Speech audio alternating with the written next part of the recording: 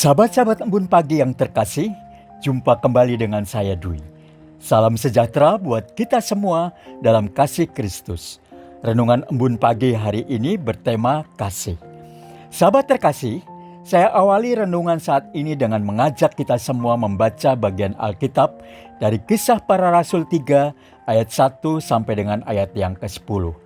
Kisah Para Rasul 3 ayat 1 sampai dengan ayat yang ke-10. Saya bacakan untuk kita semua, demikian. Ketika orang itu melihat bahwa Petrus dan Yohanes hendak masuk ke bait Allah, ia meminta sedekah. Mereka menatap dia dan Petrus berkata, "Pandanglah kami." Lalu orang itu menatap mereka dengan harapan akan mendapat sesuatu dari mereka. Namun Petrus berkata, "Emas dan perak tidak ada padaku, tetapi apa yang kupunyai kuberikan kepadamu. Dalam nama Yesus Kristus orang Nazaret itu, bangkit dan berjalanlah." Lalu ia memegang tangan kanan orang itu dan membantu dia berdiri. Seketika itu juga kuatlah kaki dan pergelangan kaki orang itu. Ia melompat berdiri dan mulai berjalan. Lalu ia masuk bersama mereka ke dalam bait Allah, sambil berjalan dan melompat-lompat serta memuji Allah. Semua orang melihat dia berjalan sambil memuji Allah, dan mereka mengenali dia sebagai orang yang biasanya duduk meminta sedekah di gerbang indah bait Allah. Mereka pun takjub dan tercengang tentang apa yang telah terjadi padanya. Sahabat Embun Pagi, ada sebuah lagu yang bertema tentang kasih, yang liriknya berbunyi demikian. Kasih tak sekedar kata-kata semata, ia nyata dalam perbuatan sehari-hari. Kasih lebih dari segala ilmu dan harta. Ia menolong mereka yang lemah dan tak berdaya. Salah satu wujud dari kasih adalah perhatian dan kepedulian. Dan ini yang diwujudkan oleh Petrus dan Yohanes dalam bacaan Alkitab kita tadi. Petrus dan Yohanes akan pergi ke bait Allah dan di depan pintu gerbang ia berjumpa dengan seorang pengemis. Orang ini biasa duduk di sana mengemis dan menantikan uluran tangan dari orang-orang yang lewat untuk memberikan sedekah. Saat itu Petrus dan Yohanes melihatnya.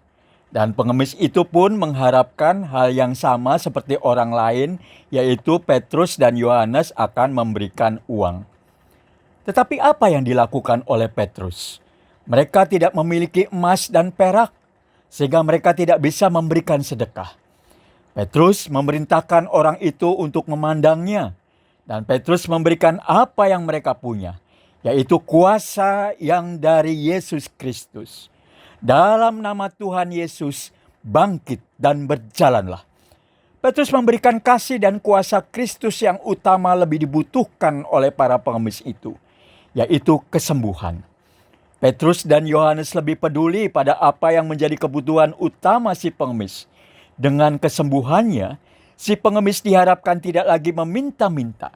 Ia akan berusaha bekerja untuk memenuhi kebutuhannya dengan tubuhnya yang sehat. Dan apa yang kita saksikan bersama dalam bacaan tersebut? Setelah si pengemis disembuhkan, ia bangkit, berjalan bersama dengan Petrus dan Yohanes sambil melompat-lompat dan memuji Allah. Petrus dan Yohanes tidak memberikan sesuatu, emas atau perak, tetapi sebuah perhatian dan kepedulian.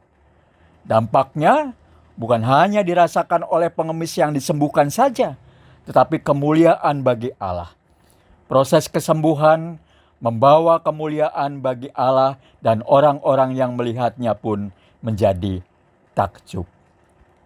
Sahabat-sahabat Embun Pagi, syair lagu tadi tentang kasih mengingatkan kepada kita bahwa kasih tidak sekedar hanya kata-kata yang dengan mudah diucapkan. Seringkali kita berbicara tentang kasih tetapi tidak sampai pada sebuah perbuatan. Dan kasih tidak menuntut perbuatan yang besar dan spektakuler. Kasih harus nyata dalam perbuatan sehari-hari. Dan wujud kasih tidak harus memberikan sesuatu yang berupa uang atau makanan atau barang. Karena memang seringkali kita memang tidak bisa memberikannya. Karena kita pun berada dalam kondisi yang kekurangan. Tetapi perhatian dan kepedulian terhadap mereka yang lemah mungkin akan lebih dibutuhkan. menghibur, dan memberi semangat, serta menguatkan. Mengunjungi atau mengajaknya ngobrol sambil ngeteh atau ngopi dan ditemani cemilan sehat.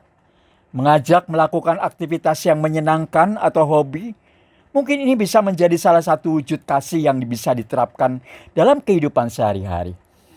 Kasih lebih sekedar dari ilmu dan harta. Tetapi jika kita mau menolong mereka yang lemah dan berdaya, itu berarti kita sudah memberikan kasih. Dan kasih yang kita wujudkan dalam hal-hal yang sederhana dan dalam perbuatan sehari-hari senantiasa membawa kita dan orang yang kita berikan kasih memuliakan Allah. Semua demi kemuliaan dan kasih Kristus mendasari kasih kita kepada orang lain. Kiranya kita semua dimampukan untuk melakukannya. Amin. Sahabat-sahabat embun kasih, mari kita berdoa. Dalam doa yang kami panjatkan ini, kami berharap akan ada senantiasa kasih Kristus dalam hidup kami. Sehingga dalam kehidupan keseharian kami, kasih-Mu bukan sekedar kata-kata, tetapi terwujud dalam perbuatan nyata.